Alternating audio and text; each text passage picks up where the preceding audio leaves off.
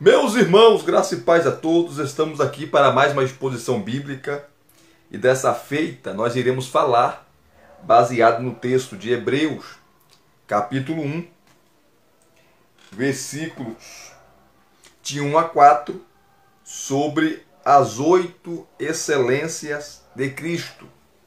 As 8 excelências de Cristo.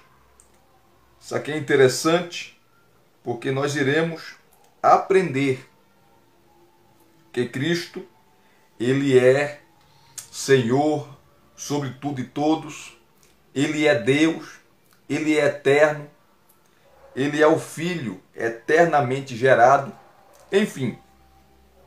Mas antes de nós trabalharmos aqui o texto, eu vou dar um pequeno resumo, porque eu não quero delongar ou demorar na exposição. Eu quero aqui rapidamente dar um pequeno resumo sobre o livro de Hebreus. Texto maravilhoso que nós iremos aprender a partir deste momento. Só um minutinho aqui. Deixa eu só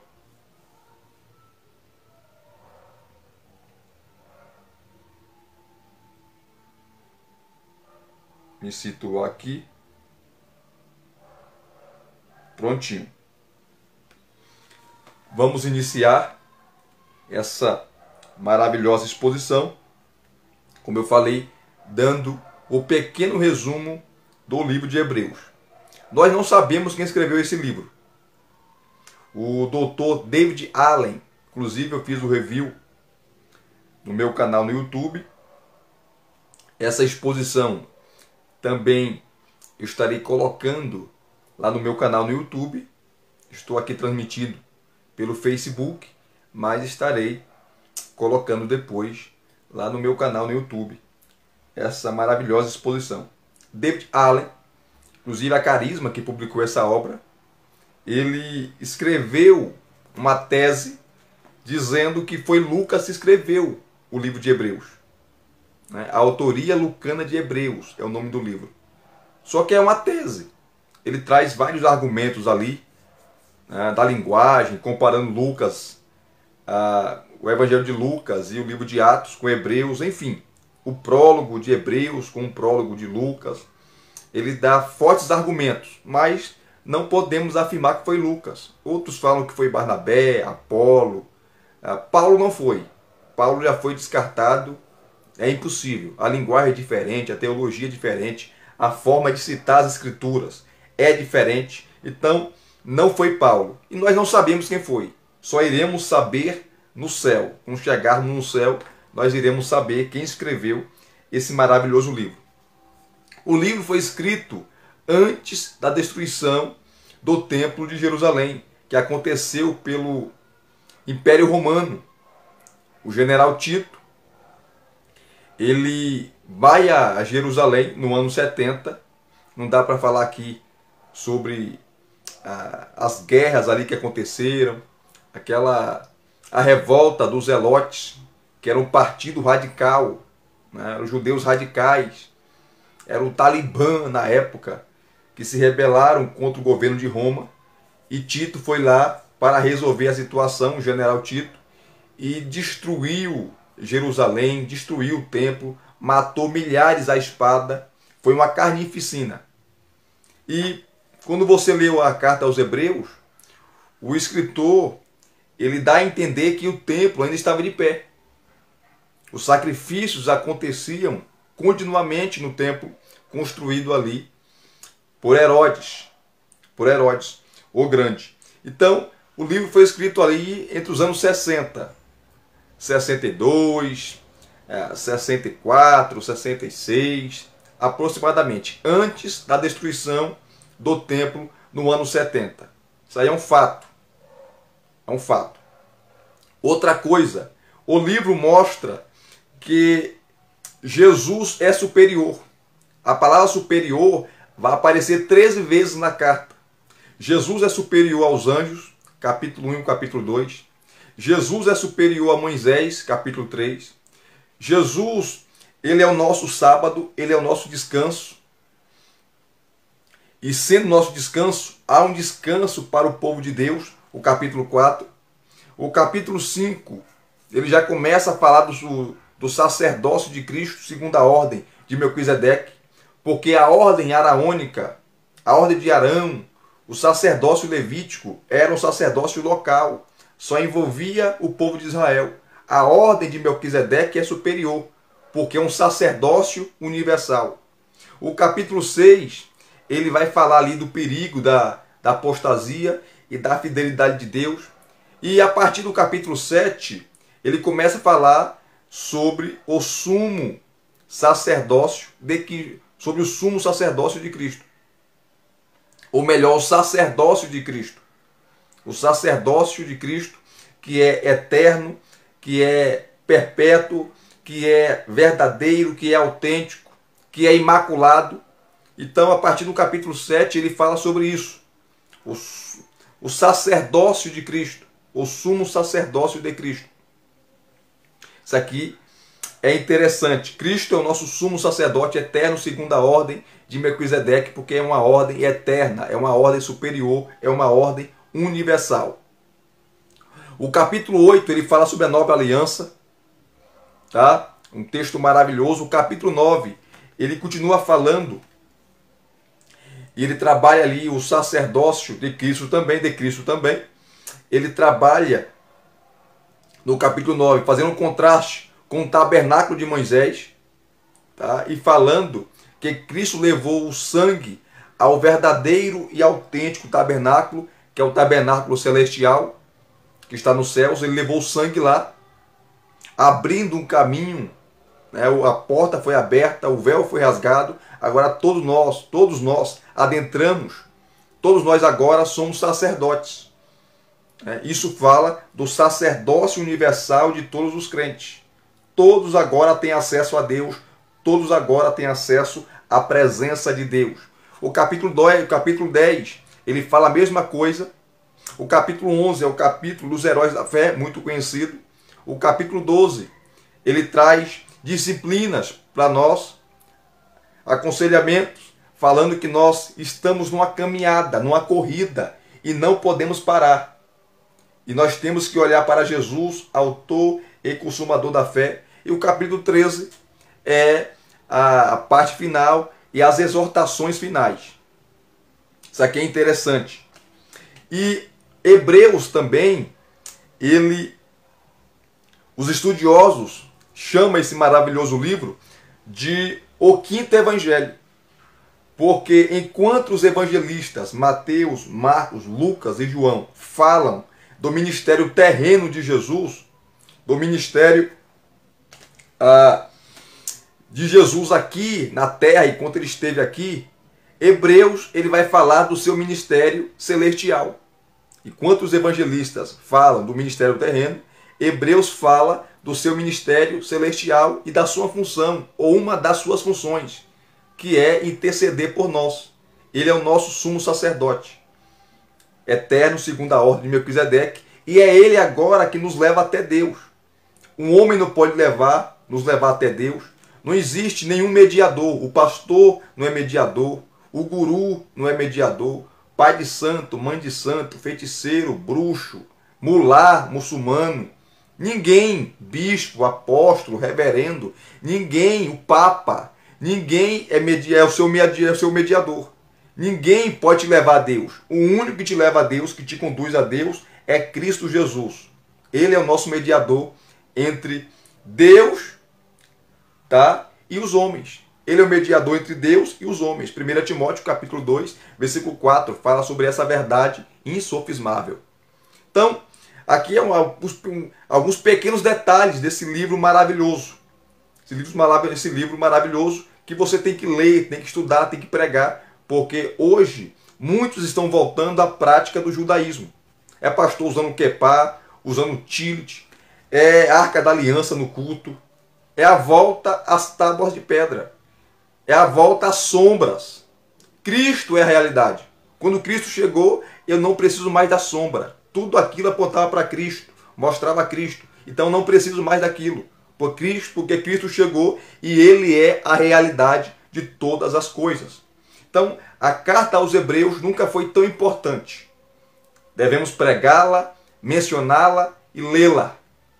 E aqui, na abertura, depois dessa pequena introdução, e outro sim, o livro foi escrito para judeus, cristãos judeus, que estavam, devido à perseguição, pensando em voltar atrás, pensando em retroceder, pensando em voltar para o judaísmo, voltar para Moisés, voltar para o sacrifício de animais, voltar para as tábuas de pedra. Inclusive, o termo hebreu, tá? Um dos significados do nome Hebreus é aquele que vai adiante, é aquele que não para, é aquele que não retrocede, é aquele que não volta, é aquele que vai em frente. Então, a mensagem é aos hebreus porque eles não deveriam voltar, eles não deveriam retroceder, eles não deveriam olhar para trás, eles não deveriam retroceder no seu chamado, eles deveriam prosseguir, deveriam caminhar, deveriam olhar para Jesus, o autor e consumador da fé. Por isso, a palavra, o tema da carta é dirigida aos hebreus, para não retrocederem, não voltarem para trás, porque Cristo é o cumprimento da lei. E aqui, na abertura do capítulo 1, versículos de 1 a 4, ele vai falar sobre 8 excelências da pessoa de Cristo. 8. E nós iremos rapidamente aqui iniciar essa exposição. A forma como ele começa é maravilhosa. O escritor da carta aos Hebreus era um erudito. A carta aos Hebreus é o melhor grego do Novo Testamento. O camarada escrevia muito bem, sabia argumentar, sabia falar, sabia apresentar os seus argumentos, explicar aquilo que ele estava falando. Então, era alguém que era versado no grego, era um erudito, principalmente no Antigo Testamento. O escritor conhecia muito o Antigo Testamento. Muito. Era um perito em Antigo Testamento. Não foi qualquer um que escreveu. E ele escreve a essa comunidade de cristãos judeus que estavam pensando em retroceder, voltar atrás. E ele começa de uma maneira fantástica.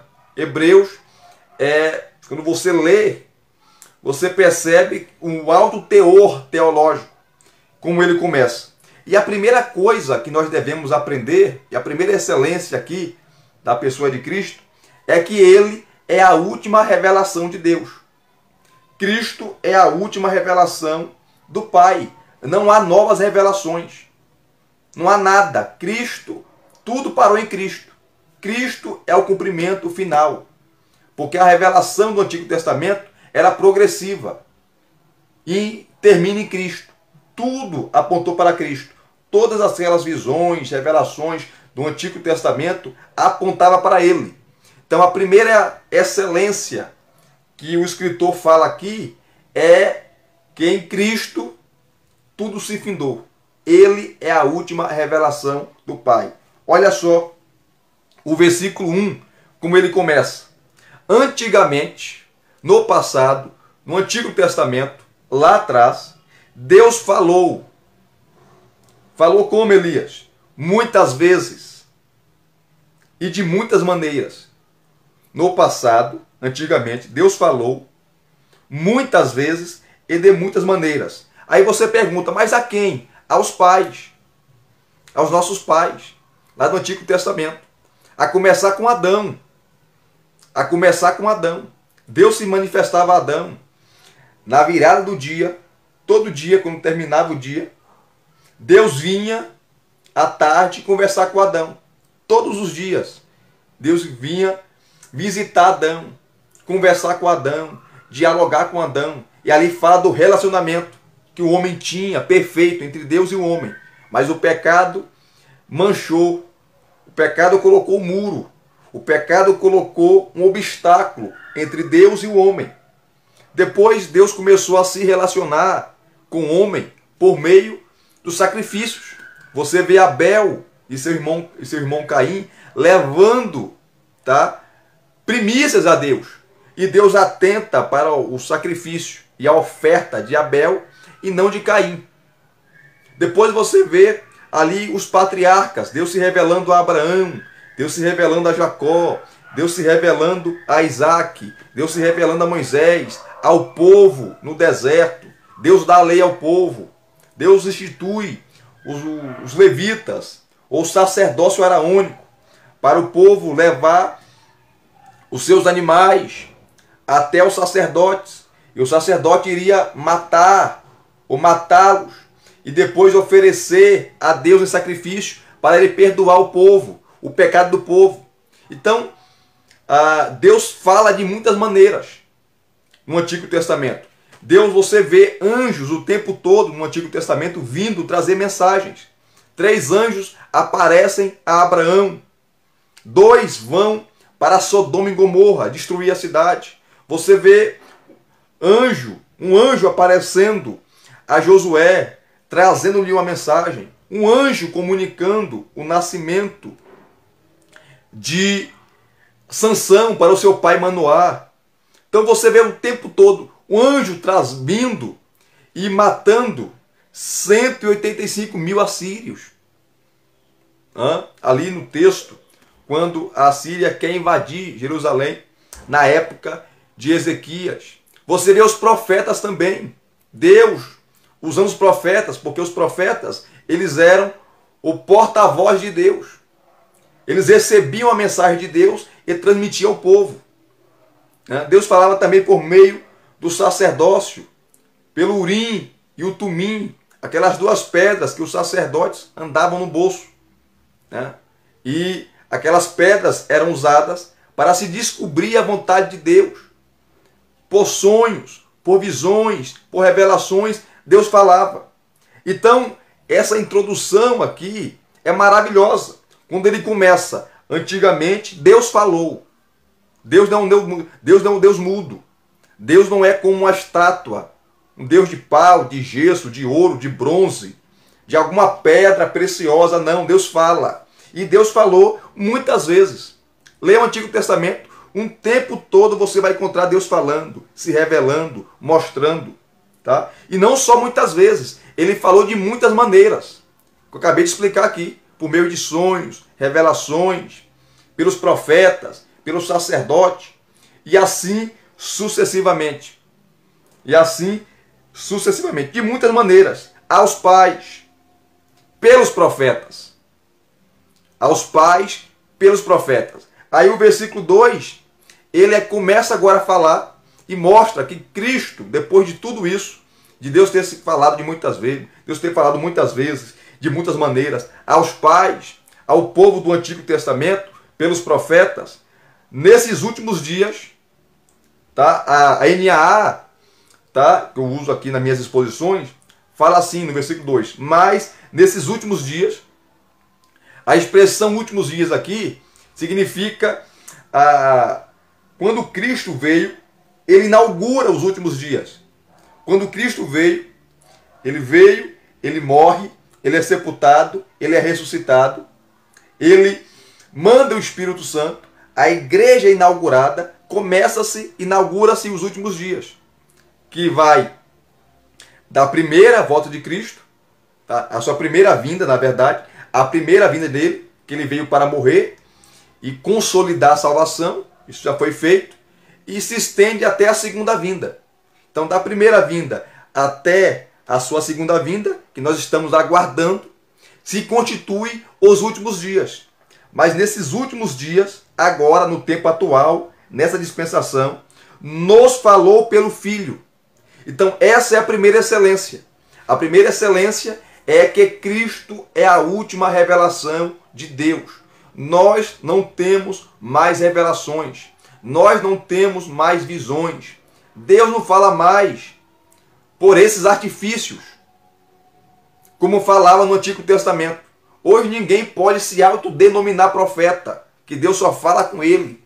Deus só dirige a palavra a ele. Inclusive no Antigo Testamento, você vê profetas dirigindo nações. Espiritualmente, eles dirigiam as nações. Os reis vinham até eles. Você vê Eliseu, você vê Elias. Os reis iam até eles iam até eles e eles davam uma palavra em relação ao que ia acontecer, se Deus iria dar vitória na guerra e assim sucessivamente. Hoje isso não acontece mais, tá? Isso não acontece mais. Nós consultamos não ao profeta, não a um vidente, não a um mago. Nós iremos diretamente a Deus. Vamos diretamente a Deus. Nós consultamos a Ele. Nós consultamos a Ele por meio do seu Filho. Então a primeira excelência é que Cristo é a última revelação de Deus. Isso aqui, essa verdade é insofismável. Nós precisamos voltar para isso.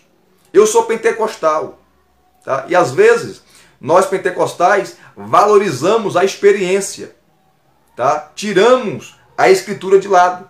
É aquela coisinha a mais, experiência a mais. Tem que ter um profeta, tem que ter uma profecia, tem que ter um sonho, tem que ter uma visão, tem que ter uma revelação. Não, a última visão, a última revelação é Cristo Jesus. Ele é, e Deus o constituiu, tá? Como tal. Ele é a última revelação do Pai. Ele é a última revelação de Deus. Nós não temos novas revelações. Ele é a revelação final, a revelação geral de Deus. Tudo que veio antes termina nele. Então essa é a primeira excelência. Mas nesses últimos dias nos falou pelo Filho. Essa é a primeira excelência. A segunda excelência de Cristo Jesus está aqui na parte B do versículo 2, que ele fala assim: a quem constituiu herdeiro de todas as coisas. Essa é a segunda excelência. A quem constituiu herdeiro de todas as coisas. Ora, se você vai para o Antigo Testamento, o filho primogênito, aquele que nascia primeiro, ele herdava a maior parte da herança do pai. Mais de 50% era do primogênito. Tá? Os outros 50% era dividido pelos outros filhos. Os outros filhos dividiam, o pai dividia a outra metade da herança para os outros filhos. Mas a metade da herança era dada ao primogênito. Ao primogênito. Tá? E depois que o pai morria também, o primogênito assumia a liderança da casa, a liderança da família. Tá? Assumiu o papel ali de ajudar a sua mãe, os seus irmãos, e assim sucessivamente. Essa ideia está aqui. Deus, o Pai, constituiu o Filho, o seu único filho, tá? Esse filho que é poderoso, que é Deus também, que é eterno, grandioso, majestoso. O Pai constituiu ele como herdeiro de todas as coisas. Tudo está com Cristo. O Pai deu a ele, o Pai constituiu, o Pai delegou, o Pai determinou herdeiro de todas as coisas. Essa é a segunda excelência. Olha só que maravilha. Essa é a segunda excelência.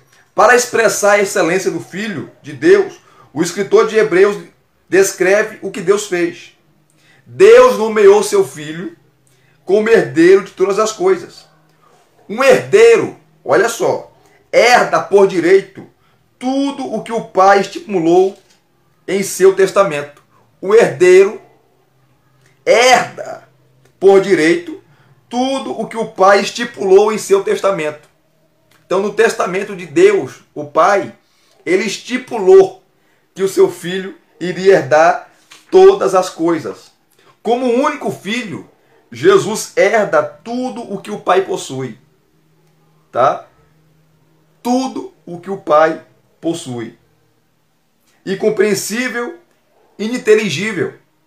Não pode ser determinada a época, diz aqui Simon Kistemaker no seu comentário dessa maravilhosa carta, não pode ser determinada a época em que Deus nomeou o Filho como herdeiro de todas as coisas.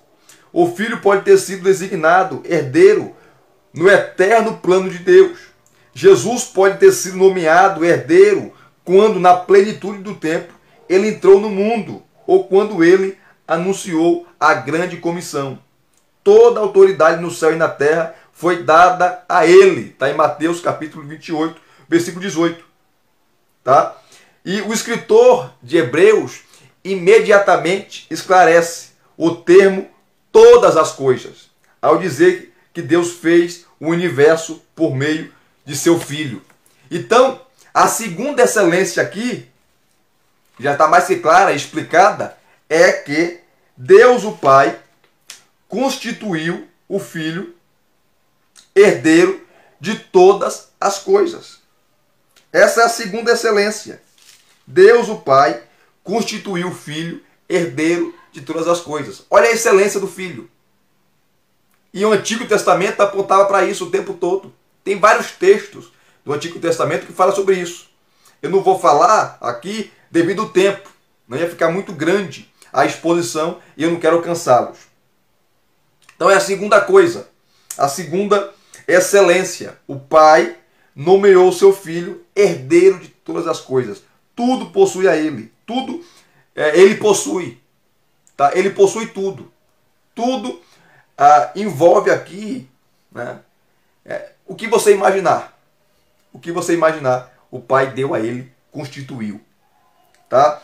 A terceira excelência que nós temos aqui, nesse maravilhoso texto, né, está aí na parte C do versículo 2.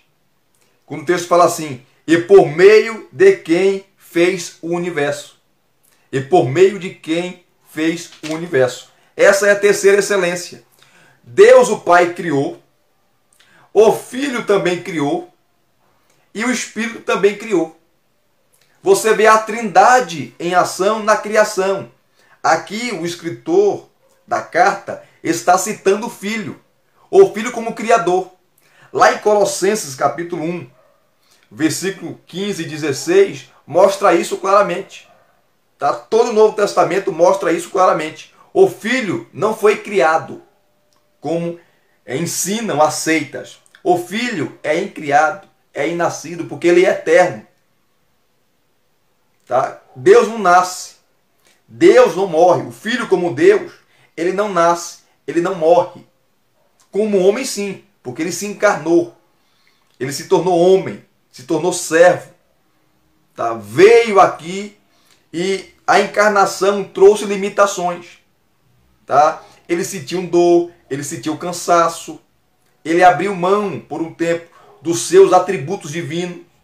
Paulo fala em Filipenses capítulo 2, a partir do versículo 5, que ele era Deus, ele não deixou de ser Deus, ele não deixou de ser Deus, ele não deixou de ser Deus, ele não abriu mão da sua divindade.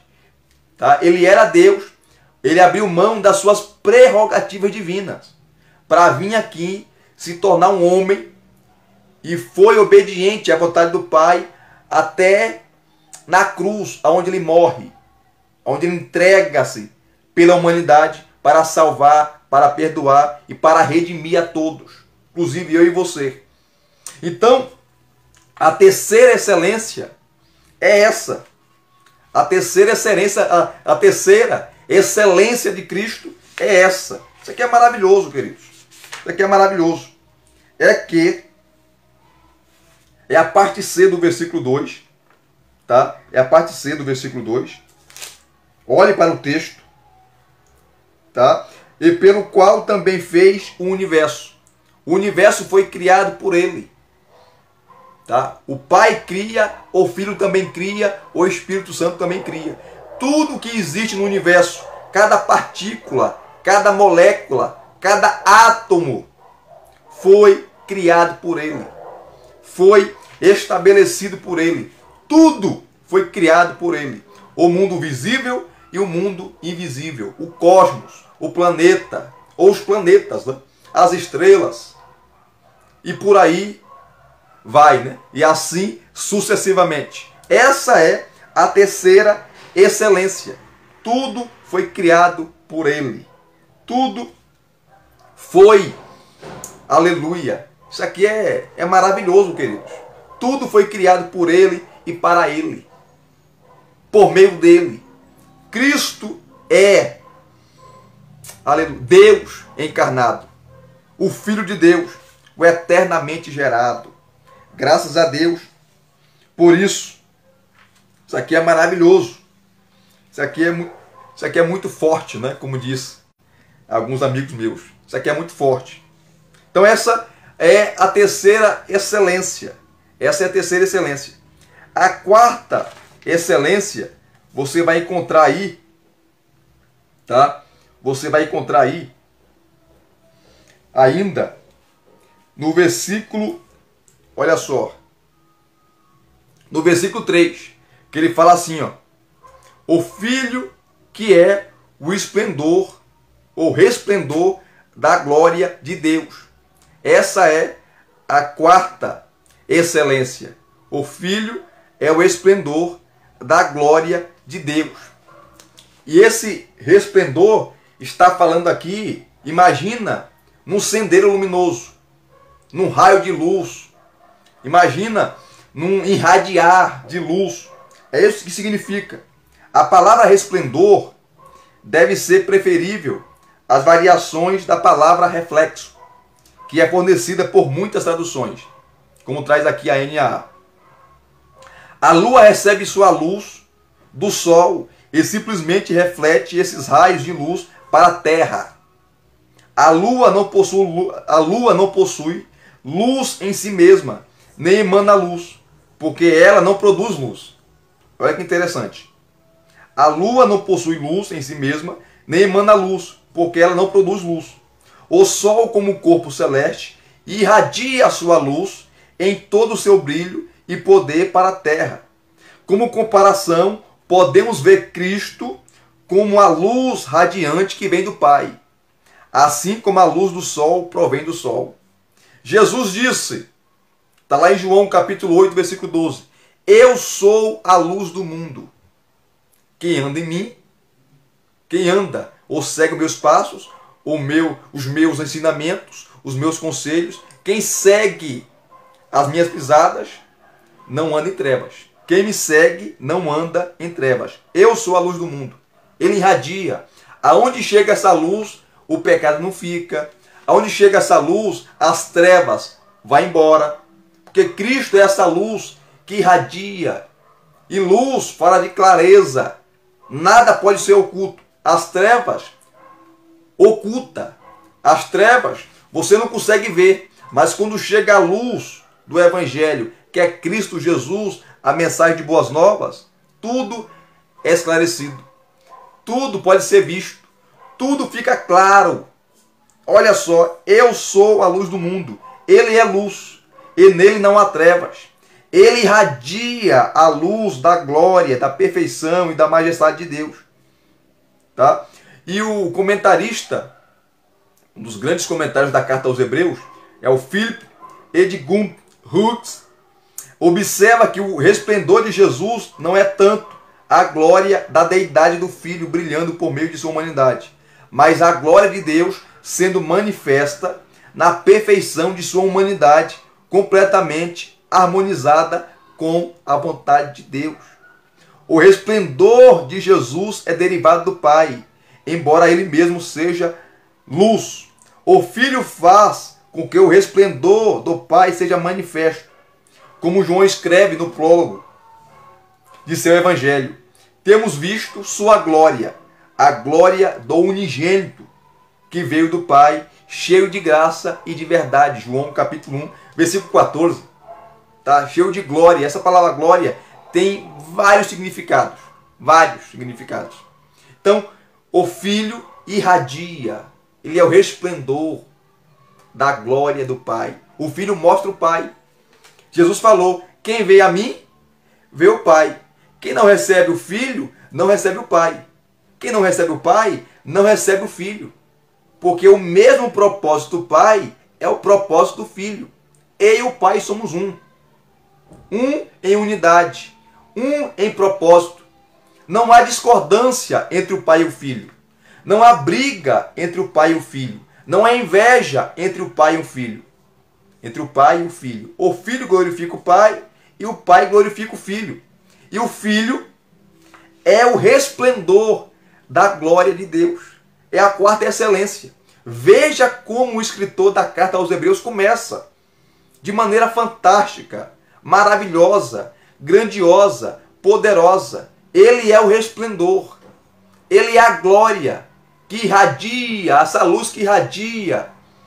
Aleluia. Irradia a presença do Pai, mostra o Pai. Porque Deus, o Pai, nunca foi visto.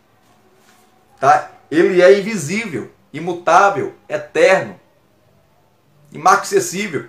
Mas o Filho revela o Pai. O Filho revela o rosto do Pai. O Filho revela a vontade do Pai. O Filho revela quem o Pai é, Cristo, em Cristo, nós vemos o Deus invisível. O Deus invisível se torna visível por meio do Filho. O Deus invisível se torna visível por meio do Filho. Por isso que Jesus fala: quem vê a mim, vê o Pai. Quem não recebe a mim, não recebe o Pai. Olha só que maravilha. Essa é a quarta excelência. O Filho é o resplendor da glória do Pai. E o versículo 3 continua. Ele vai para a quinta excelência. Olha só a quinta excelência. Tá? O Filho, ele é a representação exata de seu ser. O Filho é a representação ou a expressão exata do seu ser. É o carimbo. É o carimbo. O Filho é a perfeita representação do ser de Deus. Tudo que Deus é está no Filho. Tudo que Deus representa está no Filho. Tudo o que Deus diz, todo amor, misericórdia, graça, benevolência, está no Filho. Porque ele é a representação. Ele é a expressão exata daquilo que Deus é. Isto é, o próprio Deus imprimiu em seu Filho a estampa divina de seu ser. A palavra traduzida como representação exata refere-se a moedas cunhadas que trazem a imagem de um soberano ou presidente. Refere-se a uma reprodução precisa do original. O Filho, então, é completamente igual em seu ser ao Pai. Tudo que o Pai é, o Filho é. Se o Pai é eterno, o Filho é eterno também. Se o Pai pode, o Filho pode. Se o Pai é todo-poderoso, o Filho também é todo-poderoso. Se o Pai perdoa pecados, o Filho também perdoa pecados. Se o Pai cura, o Filho também cura. Se o Pai é onisciente, onipotente, onipresente, o Filho também é. Tudo que o Pai é, o Filho é. Então, você enxerga, você vê o rosto de Deus no Filho. Você vê a graça de Deus, a misericórdia de Deus, o favor de Deus para com nós, pecadores, por meio do Filho. Porque ele é a representação exata do seu ser. Ele é a representação exata do seu ser. Olha só que maravilha. É a quinta coisa. É a quinta excelência. É a quinta excelência. Tá? Isso aqui é maravilhoso. Isso aqui é maravilhoso.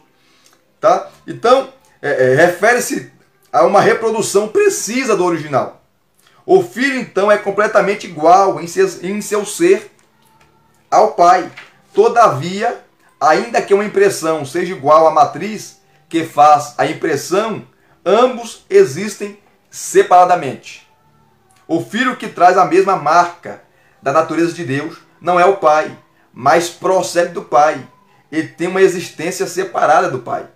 Contudo, aquele que vê o Filho, vê o Pai, como Jesus explicou a Filipe em João capítulo 14, versículo 9.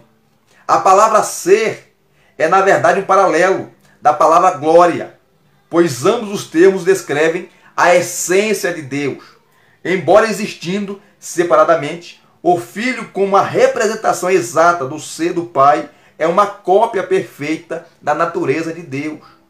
O Filho é o mediador que já tinha a glória de Deus por natureza, antes de assumir seu papel mediador.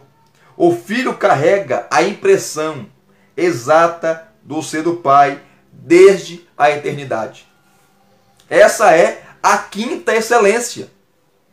Essa é a quinta excelência. Tá? Essa é a quinta excelência da pessoa do Filho. Olha só que exposição maravilhosa. Olha só as verdades que o escritor da Carta aos Hebreus traz no início, tá, do seu livro. É uma pena que nós não sabemos o nome, né, do escritor. Não sabemos. Mas o camarada é demais, é extraordinário. Então, a quinta excelência é que o Filho, Cristo Jesus, é a representação, é a expressão exata do seu ser, do ser de Deus. A sexta excelência, olha para o versículo 3 ainda, de Hebreus 1. Tá? É que ele sustenta todas as coisas por sua palavra poderosa. Ele conduz todas as coisas, ele sustenta todas as coisas com a sua palavra poderosa. O Filho não é somente criador do universo, ele é o sustentador de todas as coisas também. As duas passagens complementam-se mutuamente e revelam o poder divino do Filho como Deus. Ele fala e por sua palavra todas as coisas são sustentadas, preservadas e mantidas em pé. E todas as coisas aqui envolvem tanto o mundo material, o cosmos, o planeta, como o mundo espiritual. Ele sustenta tudo.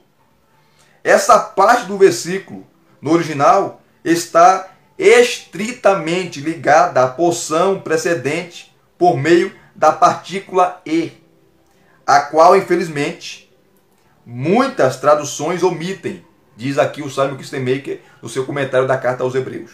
Ela liga a frase participial diretamente ao verbo é, na primeira parte da sentença. A primeira parte do versículo enfatiza a pessoa de Cristo e a segunda, a obra de Cristo. A primeira parte enfatiza a pessoa de Cristo e a segunda, a obra de Cristo.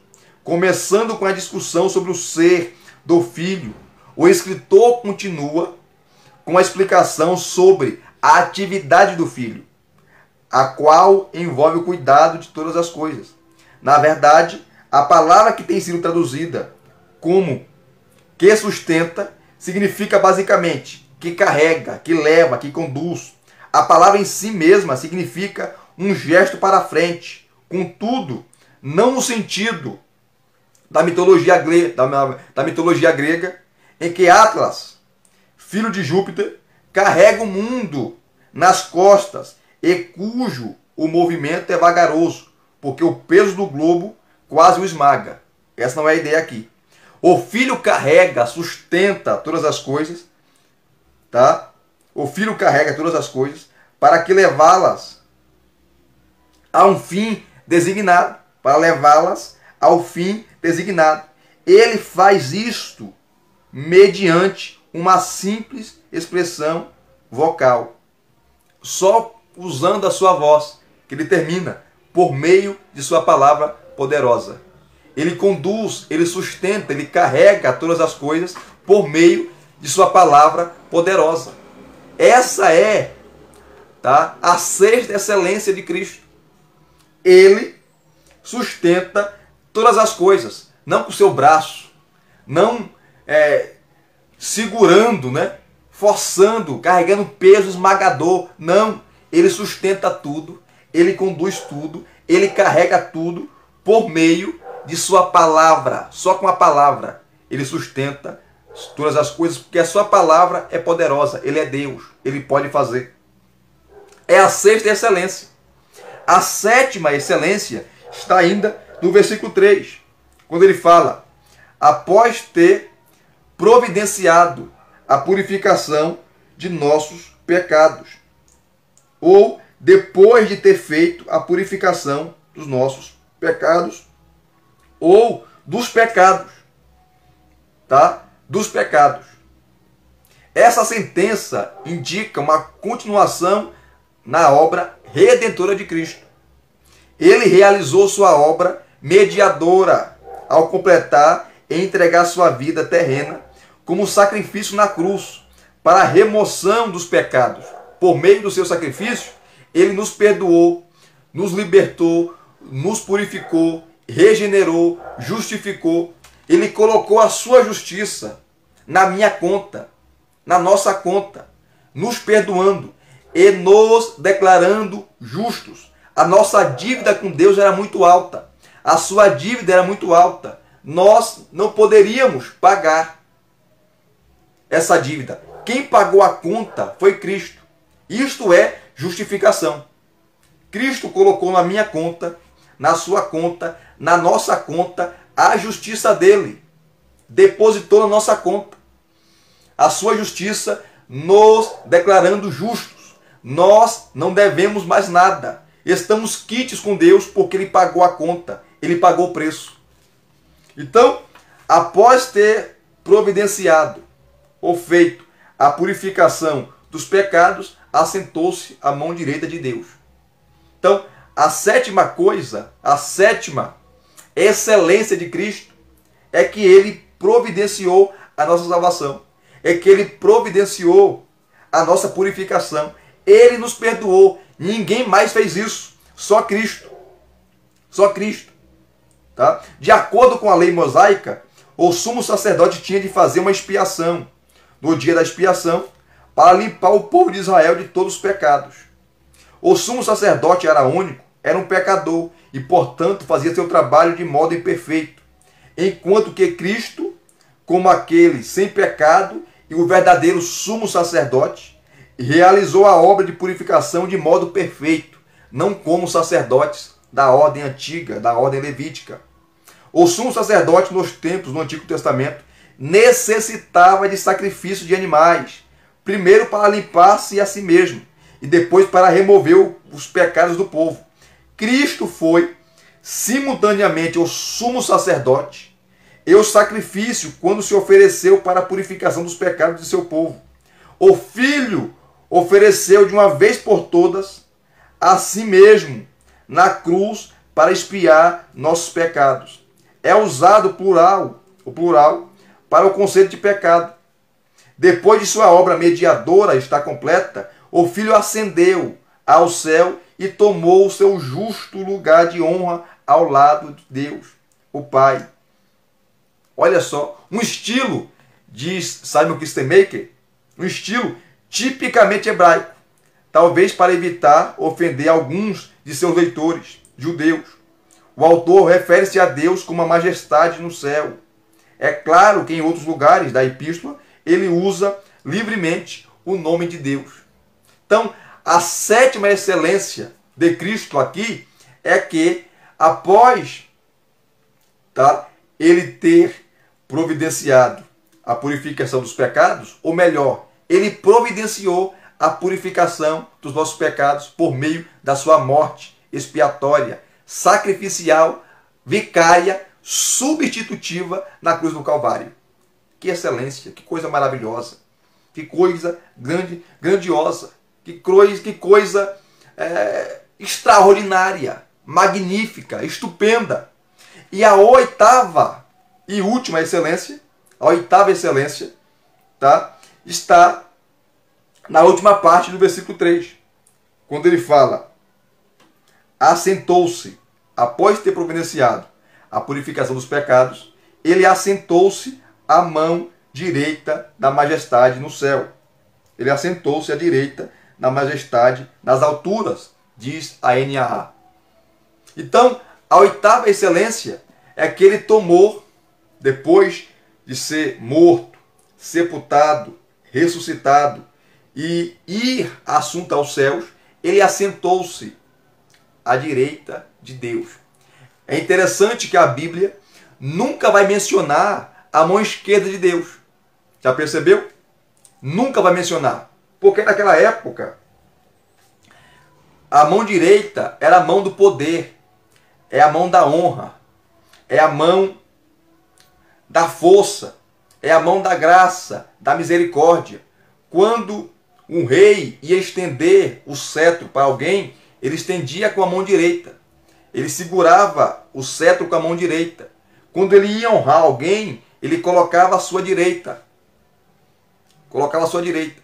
Então, direita representa um lugar de honra, um lugar de proeminência, um lugar de benesses, um lugar de glória. Então, aqui, quando o escritor termina aqui o versículo 3, que Cristo está assentado, você pode verificar lá em Romanos capítulo 8, versículo 34, a mesma expressão. Efésios capítulo 1, versículo 2. Colossenses capítulo 3, versículo 1. Tá? E as expressões assentou-se à mão direita não deve ser tomada literalmente, mas simbolicamente. A ideia de assentar-se à mão direita de alguém significa um privilégio dado a uma pessoa altamente honrada. Tá? É a mais alta posição de honra que uma pessoa pode ter. Nesse caso, significa que o filho tem agora autoridade para governar seu reino mundial na terra. Está entronizado acima de todos os poderes espirituais dos lugares celestiais. O reino pertence a ele, e Deus lhe deu o nome que está acima de todo nome, de modo que ao nome de Jesus todo joelho se dobre nos céus e na terra e debaixo da terra, e toda língua confesse que Jesus Cristo é o Senhor, para a glória de Deus Pai. Que maravilha, né? Que maravilha! Essa é a oitava excelência. E é interessante também que por 4 vezes o escritor da carta aos Hebreus fala que ele está sentado à direita de Deus, a majestade de Deus. A primeira é aqui, o versículo 3, a parte final. Essa é a primeira. A segunda referência está no capítulo 8, versículo 1 de Hebreus. Se você puder acompanhar, acompanhe. Diz assim o capítulo 8, versículo 1. Ora, o essencial das coisas que estamos dizendo é que temos tal sumo sacerdote que se assentou à direita do trono da majestade nos céus. O capítulo 10, versículo 12, é a terceira referência. Capítulo 10, versículo 12, ele vai dizer assim: Jesus, porém, tendo oferecido para sempre um único sacrifício pelos pecados, assentou-se à direita de Deus. E a última referência está no capítulo 12, versículo 2, que diz assim: olhando firmemente para o autor e consumador da fé, Jesus, o qual, em troca da alegria que lhe estava proposta, suportou a cruz sem se importar com a vergonha, e agora está sentado à direita do trono de Deus. E o que o escritor quer dizer com isso? O que ele quer falar com essa verdade? Com essas 4 expressões aqui, com esses 4 textos. Capítulo 1, versículo 3, capítulo 8, versículo 1, capítulo 10, versículo 12 e o capítulo 12, versículo 2. É que depois de realizar a sua obra expiatória, depois de morrer, ser ressuscitado, e assunto aos céus e se assentar no trono à direita de Deus, né? a sua mais alta posição de honra, ele não precisa mais oferecer sacrifícios, como oferecia o sacerdote no Antigo Testamento. E é interessante que no Antigo Testamento, quando o sumo sacerdote, ou os sacerdotes da ordem levítica, da ordem araônica, estavam ministrando, eles não podiam sentar.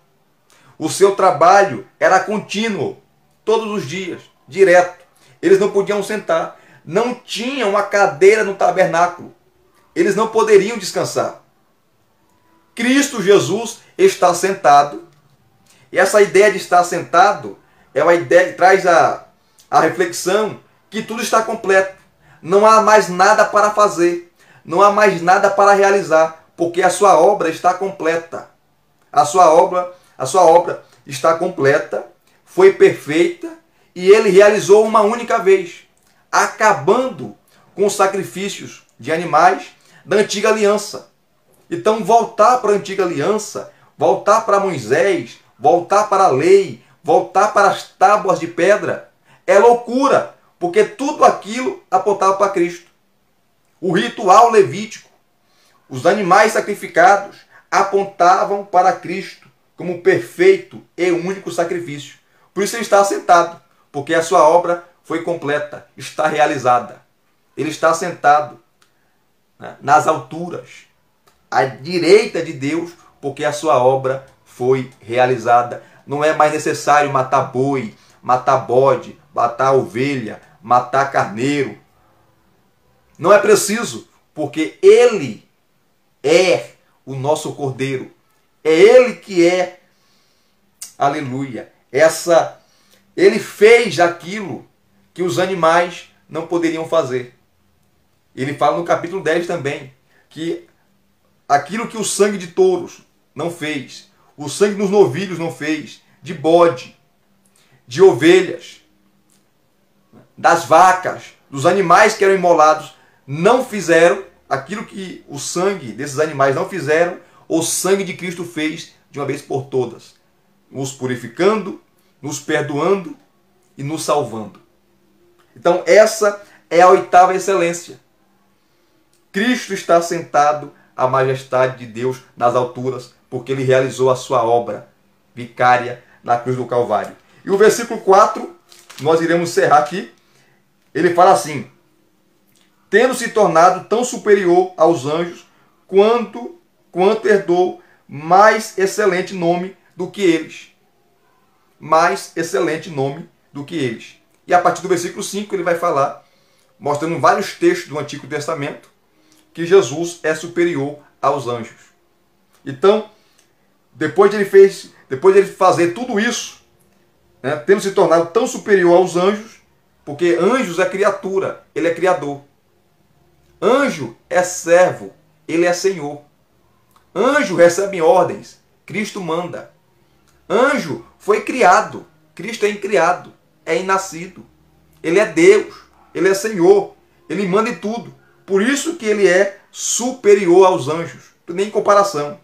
Tendo se tornado tão superior aos anjos, quanto herdou mais excelente nome do que eles. Porque nenhuma honra, nenhum anjo recebeu essas honras, essas excelências que Cristo Jesus recebeu. Então está aqui as 8 excelências de Cristo. E só repetindo aqui essas excelências, nós iremos terminar a exposição. A primeira é que Cristo é a última revelação de Deus. Tá? Não há novas revelações. Toda revelação do Antigo Testamento termina em Cristo.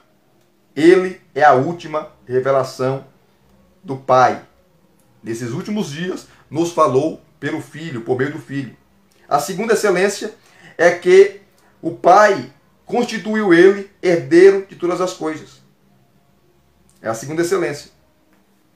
A terceira excelência, tá, é que ele fez um universo. O universo foi criado por ele também, e pelo qual também fez um universo. A terceira excelência é que ele é o resplendor da glória de Deus. Ele é o resplendor da glória de Deus, irradia a glória de Deus. A quarta excelência é que ele é a expressão exata do ser de Deus. Ele é a expressão exata do ser de Deus. A quinta excelência é que ele sustenta todas as coisas pela palavra poderosa, pela sua palavra poderosa. Tá? Pela sua palavra poderosa. A sexta, ou melhor, a sétima excelência, né? A primeira é que ele é a última revelação de Deus. A segunda é que Deus constituiu o herdeiro de todas as coisas. A terceira é que ele também, pelo qual também fez o universo, ele é o criador de todo o universo, todo mundo criado, todo o cosmos. A quarta é que ele é o resplendor da glória de Deus. A quinta, ele é a expressão exata do seu ser. A sexta é que ele sustenta todas as coisas pela sua palavra poderosa. A sétima é que ele providenciou, fez, por meio da sua morte na cruz do Calvário, a purificação dos nossos pecados. E a última, a oitava excelência, é que ele, depois de ter feito tudo isso, realizado tudo isso, assentou-se à direita, na majestade, nas alturas. Nas alturas. Depois de tudo isso, o Pai lhe deu, tá? Ele herdou um nome excelente, se tornando superior a tudo e a todos. Então aqui está mais uma exposição bíblica, as 8 excelências da pessoa de Cristo. E se você gostou dessa exposição, deixa aqui o seu like, deixa aqui os seus comentários, tá? Comente e divulgue, compartilhe essa exposição para aqueles que amam exposições bíblicas. Graça e paz a todos, muito obrigado mais uma vez, até as próximas exposições, querendo Deus.